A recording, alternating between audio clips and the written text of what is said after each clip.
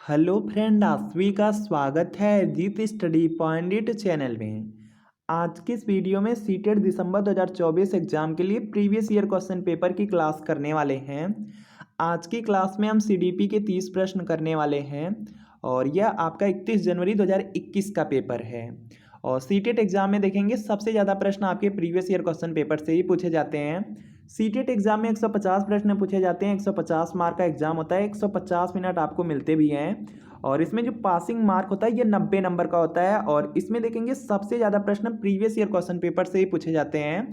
और अगर आप प्रीवियस ईयर क्वेश्चन पेपर से देखेंगे लगभग 100 से 110 प्रश्न आपके प्रीवियस ईयर क्वेश्चन पेपर से ही पूछे जाते हैं। तो प्रीवियस ईयर पेपर आपके लिए बहुत ज़्यादा इंपॉर्टेंट है।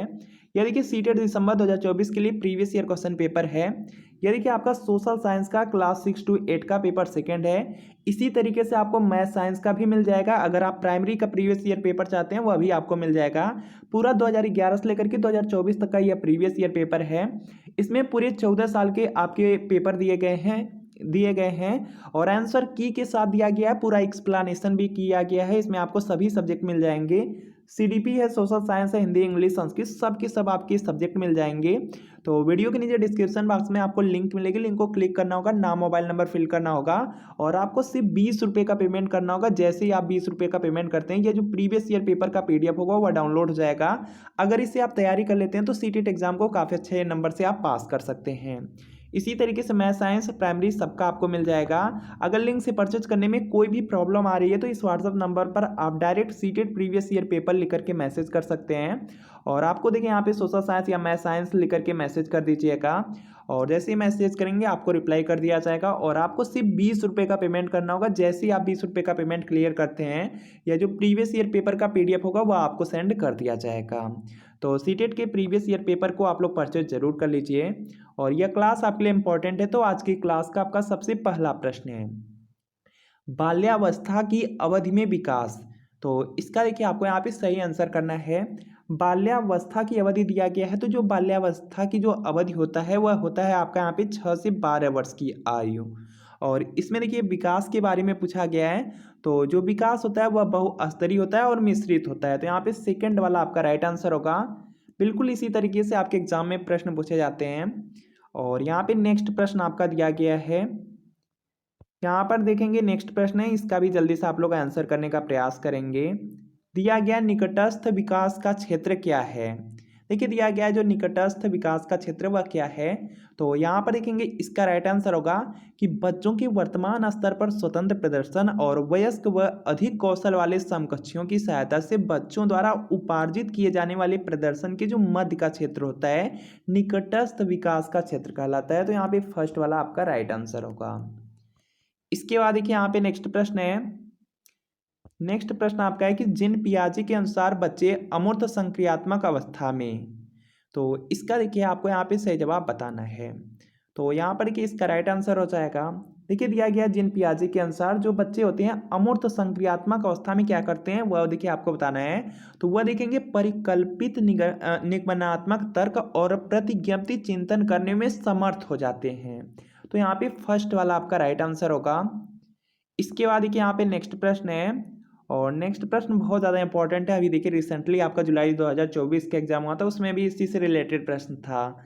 लॉरेंस यहाँ पे कोहलबर्ग की नैतिक विकास के सिद्धांत के अनुसार व्यक्ति किस अवस्था में है जब वह विश्वास करता है कि वर्तमान सामाजिक प्रणाली को सक्रियता पूर्वक बनाए रखने से धनात्मक मानवीय संबंध और सामाजिक वर्ग सुरक्षित रहता है। तो यहाँ पर देखेंगे इसका राइट आंसर होगा सामाजिक क्रम व्यवस्था अभिविन्यास, सेकेंड वाला राइट आंसर होगा। इसके बाद देखिए यहाँ पे नेक्स्ट प्रश्न है और नेक्स्ट प्रश्न देखिए बहुत ज़्यादा इंपॉर्टेंट है। यहाँ से एक प्रश्न आपका बिल्कुल फिक्स होता है। आप चाहे कोई भी प्रीवियस ईयर क्वेश्चन पेपर देख सकते हैं, इससे रिलेटेड प्रश्न आपके पूछे ही पूछे जाते हैं। हार्वर्ड गार्डनर के बुद्धि सिद्धांत के अनुसार निम्नलिखित में से कौन सा जोड़ा बुद्धि के प्रकार और अंतःस्थिति अनुपालन संभावना के अनुसार सही है। बुद्धि का प्रकार दिया गया, दूसरे शायद यहाँ पे अंतःस्थिति अनुपालन संभावना दिया गया है। ध्यान से देखेंगे आंसर करेंगे। अस्थानिक देखिए जो बुद्धि का प्रकार अस्थानिक होता है, इसमें देखिए कौन कौन आते हैं। ध्यान से देखिएगा, अस्थानिक दिया गया है तो अस्थानिक में मूर्तिकार आते हैं, नाविक आते हैं, चित्रकार, वास्तुकार। जो मूर्तिकार होते हैं, चित्रकार, वास्तुकार, नाविक, यह सब अस्थानिक बुद्धि के स्थानिक बुद्धि के अंतर्गत आते हैं। इसके बाद देखिए अंतरावैयक्तिक दिया गया है। तो अंतरावैयक्तिक में यहाँ पर देखिए आते हैं जो मनोवैज्ञानिक होते हैं, जैसे जो सामाजिक कार्यकर्ता हो गए, राजनीतिक हो गए, या जो धार्मिक नेता हैं वह वैयक्तिक बुद्धि के टाइप के होते हैं। इसके बाद देखिए भाषिक दिया गया है। तो भाषिक में देखिए आपके आ जाते हैं, भाषिक में आते हैं जो अच्छा बोल सकते हैं, जैसे अच्छा वक्ता, कवि, यह देखेंगे भाषिक बुद्धि के अंतर्गत आएंगे। और इसके बाद देखिए दिया गया शारीरिक गति संवेदनता दिया गया है। तो यहाँ पर देखेंगे खिलाड़ी दिया गया, बिल्कुल सही है, खिलाड़ी आते हैं इसी में। तो यहाँ पे सिर्फ फोर्थ वाला आपका राइट है, बाकी सब के सब गलत लिखे गए हैं। फोर्थ वाला राइट हो जाएगा। इसमें देखेंगे जो शारीरिक गति संवेदनता होता है, इसमें खिलाड़ी आते हैं, अभिनेता और धावक आते हैं, याद रखेंगे, इंपॉर्टेंट है। तो यहाँ पे फोर्थ आपका राइट आंसर होगा, बाकी सब के सब आपके गलत हो जाएंगे। स्थानिक में देखिए मूर्तिकार, चित्रकार, वास्तुकार, नाविक आते हैं। अंतरावैयक्तिक पूछा जाता है तो मनोवैज्ञानिक, राजनीतिक, धार्मिक नेता, सामाजिक कार्यकर्ता आ जाएंगे। भाषिक पूछा जाता है तो अच्छा वक्ता या कवि आ जाएंगे। शारीरिक गति संवेदनता पूछा जाता है तो खिलाड़ी हो जाएंगे, नृत्यकार, धावक, अभिनेता, ये सब आ जाएंगे। तो यहाँ पे फोर्थ वाला आपका राइट है, तो फोर्थ राइट आंसर है। अगला देखिए प्रश्न है लेव वाइगोत्स्की के अनुसार। तो इसका देखिए आपको यहाँ पे सही जवाब बताना है। तो यहाँ पर कि इसका राइट आंसर होगा कि बच्चों के संज्ञानात्मक विकास में भाषा की एक महत्वपूर्ण भूमिका है। बिल्कुल सही है, यहाँ पे फर्स्ट वाला आपका बिल्कुल राइट आंसर है। इसको कहीं पर नोट कर सकते हैं, बहुत ज़्यादा इंपॉर्टेंट है। इसके बाद देखिए यहाँ पे नेक्स्ट प्रश्न आपका है, एक प्रगतिशील कक्षा में शिक्षण दिया गया, अधिगम प्रक्रिया के दौरान अधिगमकर्ताओं का मूल्यांकन। तो इसका देखिए आपको यहाँ पे सही जवाब करना है। और यहाँ पर कि इसका राइट आंसर होगा, देखिए दिया गया है एक प्रगतिशील कक्षा में जो शिक्षण होता है, शिक्षण अधिगम प्रक्रिया के दौरान अधिगमकर्ताओं को जो मूल्यांकन होता है, मूल्यांकन देखिए बहुत ज़्यादा महत्वपूर्ण होता है, क्योंकि यह बच्चों की समझ की जानकारी देता है और अध्यापिका को अपनी शिक्षा शास्त्र पर विचारने में सहायक भी होता है। तो यहाँ पर फोर्थ वाला आपका राइट आंसर हो जाएगा। इसके बाद देखिए अगला प्रश्न है, और यहाँ पे दिया गया है, यहाँ पर देखिए दिया गया कक्षा में सभी लिंगों में जेंडर रूढ़िवादिता कम करने और विकास के विस्तार की संभावनाओं को बढ़ाने के लिए प्रभावशाली पद्धति कौन सी है। तो यहाँ पर देखेंगे इसका राइट आंसर होगा क्रियाकलाप के लिए मिश्रित लिंग समूह बनाना और विचार विमर्श को प्रोत्साहित करना। तो यहाँ पर कि क्या होगा, फोर्थ वाला आपका राइट आंसर हो जाएगा। फोर्थ बिल्कुल राइट आंसर है। इसके बाद देखिए यहाँ पे नेक्स्ट प्रश्न आपका दिया गया है, अध्यापकों को कक्षा में बहुभाषीयता को यहाँ पे खालिस्तान समझना चाहिए। तो यहाँ पर कि इसका राइट आंसर हो जाएगा, देखिए जब भी यहाँ पे अध्यापक है उनको कक्षा में जो बहुभाषीयता होता है इसको एक गुण, एक साधन समझना चाहिए। तो यहाँ पे क्या होगा, फर्स्ट वाला आपका राइट आंसर होगा। इसके बाद देखिए यहाँ पे नेक्स्ट है कि बाल केंद्रित कक्षा वह है जिसमें, तो इसका देखिए आपको यहाँ पे सही जवाब बताना है। देखिए दिया गया बाल केंद्रित कक्षा क्या है यह बताना है। तो यहाँ पर कि इसमें क्या होता है कि जो बाल केंद्रित कक्षा होती है उसमें जो आपके टीचर होते हैं वह लचीले होते हैं। टीचर को लचीला होना चाहिए और प्रत्येक बच्चे की व्यक्तिगत आवश्यकताओं को पूरा करता है। तो यहाँ पर क्या होगा आपका फर्स्ट वाला, यहाँ पे फोर्थ वाला राइट आंसर होगा। यहाँ पर कि फोर्थ राइट आंसर हो जाएगा। इसके बाद देखिए यहाँ पे नेक्स्ट है, किस मनोवैज्ञानिक के अनुसार बच्चों के संज्ञानात्मक विकास में सांस्कृतिक उपकरण एक महत्वपूर्ण भूमिका निभाते हैं। तो यहाँ पर कि इसका राइट आंसर होगा लेव वाइगोत्स्की हो जाएगा, फर्स्ट में है, फर्स्ट आपका राइट आंसर है। इसके बाद देखिए यहाँ पे नेक्स्ट है, आंशिक दृष्टि वाले विद्यार्थियों के लिए निम्नलिखित में से कौन सी अधिगम सामग्री उपयुक्त नहीं है। कौन सा उपयुक्त नहीं है यह बताना है। देखिए यहाँ पे दिया गया आंशिक दृष्टि वाले, जिन्हें देखेंगे कम दिखाई देता है, वो ऐसे छात्रों के लिए क्या आपका उपयुक्त नहीं है, क्या गलत है वह बताना है। तो देखिए यहाँ पे बड़े आकार में मुद्रित पुस्तकें होनी चाहिए, बिल्कुल यहाँ पर कि जिनको कम दिखाई दे रहा है उनको क्या करना चाहिए, बड़े आकार में मुद्रित पुस्तकें होनी चाहिए, उसमें जो अक्षर हों बड़े बड़े लिखे हों, त्रिविमीय नक्शे और चार्ट हों, बिल्कुल सही है। बोलती पुस्तकें और स्पर्शीय सूचना पट हों, यह भी देखिए सही है। तो यहाँ पे उपयुक्त कौन सा नहीं है, यहाँ पे दिया गया छोटी मुद्रा वाली कार्यशीट, तो यही उपयुक्त नहीं है। जब नहीं है तो नहीं है और आपसे नहीं वाला ही पूछा गया था, तो यहाँ पे डी वाला जो फोर्थ में है, फोर्थ आपका राइट आंसर होगा। इसके बाद देखिए यहाँ पे नेक्स्ट है, समावेशी शिक्षा के पीछे यहाँ पे अंतर्हित यहाँ पे विचार है। तो इसका देखिए आपको यहाँ पे सही जवाब बताना है। तो यहाँ पर देखेंगे इसका राइट आंसर होगा, समावेशी शिक्षा के पीछे अंतर्हित विचार है तो दार्शनिकता के सभी बच्चों को नियमित विद्यालय में समान शिक्षा पाने का अधिकार है, बिल्कुल सही है। यहाँ पे फोर्थ वाला आपका राइट आंसर हो जाएगा। देखिए, समावेशी शिक्षा में सभी बच्चों को एक समान मानना है और उनको शिक्षा प्रोवाइड करनी है। इसके बाद देखिए यहाँ पे नेक्स्ट है, प्रतिभाशाली और सृजनात्मक बच्चों की आवश्यकताओं को किस प्रकार संबोधित किया जा सकता है। तो यहाँ पर देखिए इसका राइट आंसर होगा चुनौतीपूर्ण कार्य और निरस्ता दूर करने के लिए क्रियाकलाप देकर। यहाँ पे फर्स्ट वाला राइट आंसर है। प्रतिभाशाली और सृजनात्मक बच्चों की आवश्यकताओं को किस प्रकार संबोधित किया जा सकता है। तो यहाँ पर क्या हो जाएगा कि चुनौतीपूर्ण कार्य और निरस्ता दूर करने के लिए क्रियाकलाप देकर। इसके बाद देखिए यहाँ पे नेक्स्ट है, पठन वैफल्य बच्चों की पहचान किस प्रकार की जा सकती है। पठन वैफल्य दिया गया है, तो यहाँ पर क्या इसका राइट आंसर होगा, उनके पढ़ने और लिखने की कौशलता के विश्लेषण से पहचान किया जा सकता है। तो यहाँ पे थर्ड वाला आपका राइट आंसर होगा।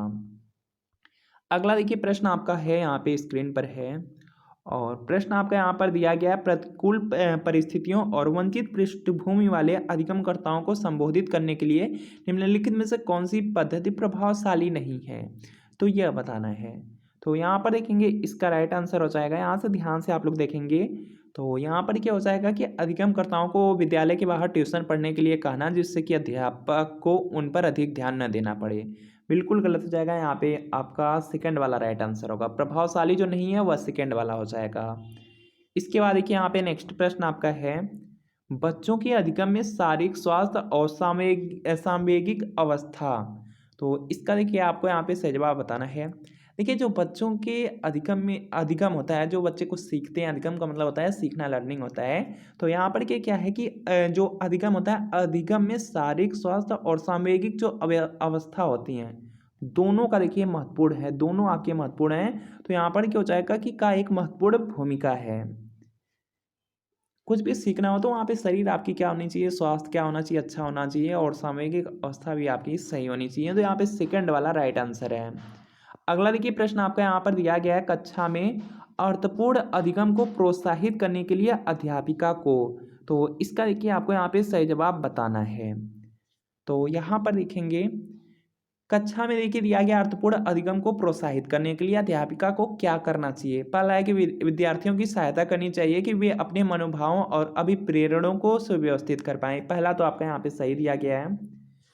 उसके बाद विद्यार्थियों को उनके प्रदर्शन के आधार पर वर्गीकृत और नामांकित करके उनकी योग्यता आधार समूह बनाना चाहिए। वर्गीकृत की बात कर दिया गया है तो गलत हो जाएगा, बच्चों को छांटना नहीं है, अलग नहीं करना है। इसके बाद देखिए यहाँ पे नेक्स्ट है कि विद्यार्थियों में संवाद और परिचर्चा को प्रोत्साहित करना चाहिए, जिससे वे बहुपरिप्रेक्ष्य करने में सशक्त हों। तो यहाँ पे थर्ड वाला भी राइट है। इसके बाद देखिए दिया गया, कक्षा में विविधता की उपेक्षा करके शिक्षण की मानक विधि को अपनाना चाहिए। मानक विधि दिया गया, मानक विधि नहीं होता है, मानक विधि जब भी होगा तो वह आपका स्टैंडर्ड की जब भी बात किया जाता है वह गलत हो जाता है। तो यहाँ पर देखेंगे फर्स्ट और थर्ड हो जाएगा। फर्स्ट थर्ड जिस भी कोड में दिया होगा वह राइट आंसर होगा। फर्स्ट थर्ड दिया गया फर्स्ट वाले में ही, तो फर्स्ट आपका यहाँ पे राइट आंसर होगा। इसके बाद देखिए यहाँ पे दिया गया अधिगम के बारे में और इसका राइट आंसर करना है। अधिगम देखिए यहाँ पे एक खाली स्थान है और यहाँ पे खाली स्थान प्रक्रिया है। देखिए जो आपका अधिगम है, अधिगम एक आपकी जटिल है, यह देखिए जटिल और सक्रिय प्रक्रिया है। तो यहाँ पर क्या होगा, फर्स्ट वाला राइट आंसर होगा। अधिगम एक जटिल और सक्रिय प्रक्रिया है। इसके बाद देखिए यहाँ पे नेक्स्ट है, अपनी कक्षा में अर्थपूर्ण अधिगम को सुसाध्य बनाने के लिए अध्यापिका को अपनी कक्षा में सामाजिक, सांस्कृतिक, धार्मिक, भाषीय विविधता को यहाँ पे एक खाली स्थान चाहिए। तो यहाँ पर कि इसका राइट आंसर क्या होगा। देखिए अगर अपनी कक्षा को अर्थपूर्ण अधिगम को सुसाध्य बनाने के लिए जो अध्यापिका होती हैं उनको क्या करना चाहिए, उनको देखिए सामाजिक, सांस्कृतिक, धार्मिक, भाषीय विविधता को समझना चाहिए, समझना चाहिए। तो यहाँ पे थर्ड वाला आपका राइट आंसर होगा। बाकी ध्यान से अगर आप लोग पढ़ते हैं तो सब के सब ऑप्शन आपको वैसे ही सेपरेट हो जाएंगे, सब गलत लिखे गए हैं। इसके बाद देखिए यहाँ पे नेक्स्ट प्रश्न है, कक्षा में प्रभावशाली अधिगम के लिए खाली स्थान वातावरण की रचना करनी चाहिए बजाय वातावरण के। तो इसका देखिए आपको यहाँ पे सही जवाब बताना है। कक्षा में देखिए जो प्रभावशाली अधिगम होता है इसके लिए यहाँ पर आपको सहयोगिक वातावरण की रचना करनी चाहिए, सहयोगिक वातावरण की रचना करनी चाहिए, बल्कि यहाँ पे बजाय प्रतिस्पर्धी वातावरण के। तो यहाँ पे क्या होगा, फर्स्ट वाला आपका राइट आंसर होगा। इसके बाद देखिए यहाँ पे नेक्स्ट प्रश्न आपका दिया गया है, निम्नलिखित में से कौन सा उदाहरण है जो विद्यार्थियों को अधिगम के लिए अभिप्रेरित करने के लिए प्रभावशाली पद्धति है। तो इसका देखिए आपको यहाँ पे सही जवाब बताना है।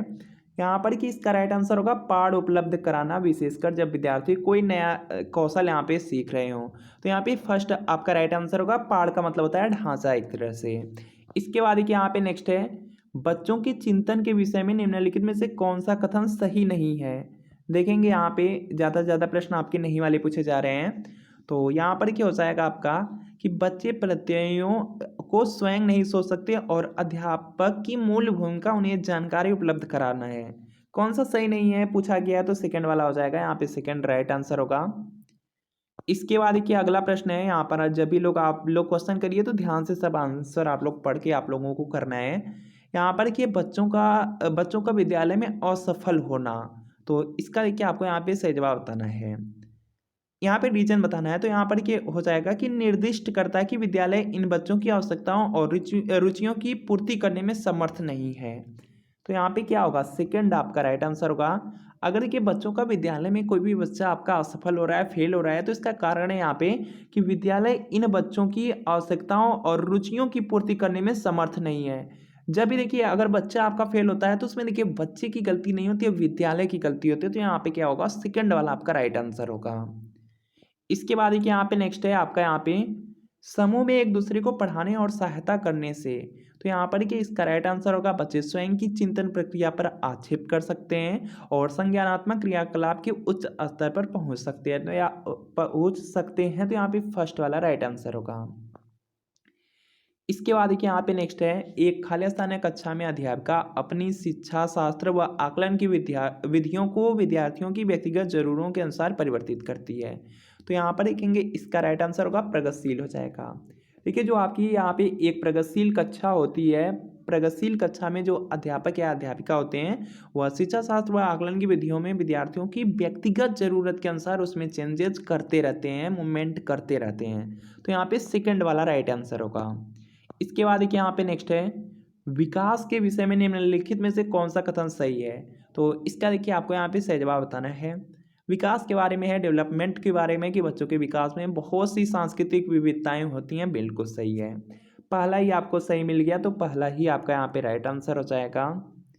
इसके बाद देखिए यहाँ पे नेक्स्ट है कि निम्नलिखित में से मध्य बाल्यावस्था की अवधि का मुख्य प्रमाण चिन्ह कौन सा है।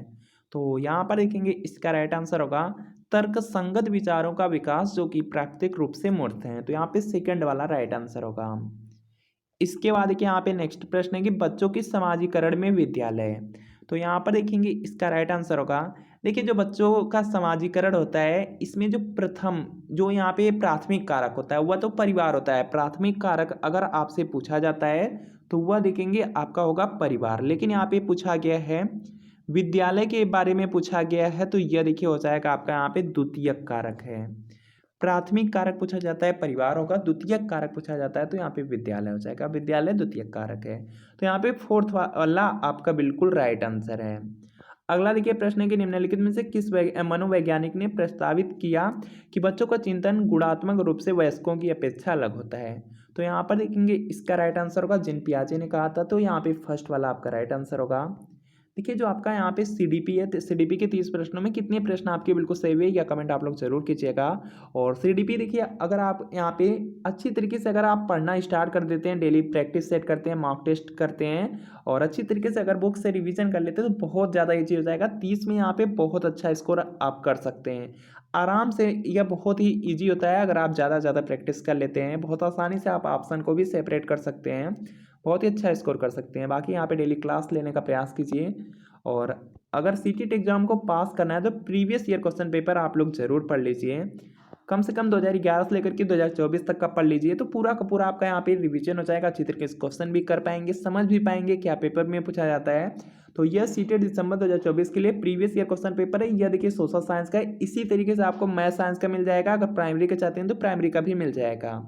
इसमें देखेंगे पूरा आंसर की के साथ मिलेगा और एक्सप्लेनेशन भी दिया रहेगा और इसमें आपके सभी के सभी सब्जेक्ट मिल जाएंगे। यहाँ पे CDP, social science, math science, Hindi, English, Sanskrit सबके सब सब्जेक्ट मिल जाएंगे। तो वीडियो के नीचे डिस्क्रिप्शन में लिंक मिलेगी, लिंक को क्लिक कीजिए, नाम मोबाइल नंबर फिल कीजिए, इससे 20 रुपये का पेमेंट कीजिए और यह प्रीवियस ईयर पेपर डाउनलोड कर लीजिए और अगर इससे डाउनलोड करके तैयारी कर लेते हैं तो सीटेट एग्जाम को काफ़ी अच्छे नंबर से पास कर सकते हैं। लिंक से परचेज करने में कोई भी प्रॉब्लम आ रही है तो इस व्हाट्सअप नंबर पर आप लोग मैसेज कर सकते हैं। सीटेट प्रीवियस ईयर पेपर लिख करके मैसेज करेंगे, सोशल साइंस या मैथ साइंस या प्राइमरी लिख करके आपको मैसेज करना होगा। जैसे मैसेज करेंगे रिप्लाई किया जाएगा, 20 रुपये का पेमेंट करना होगा। जैसे पेमेंट कंप्लीट करते हैं प्रीवियस ईयर पेपर का PDF आपको सेंड कर दिया जाएगा। तो मिलते हैं फ्रेंड आपसे नेक्स्ट वीडियो में। Best of luck.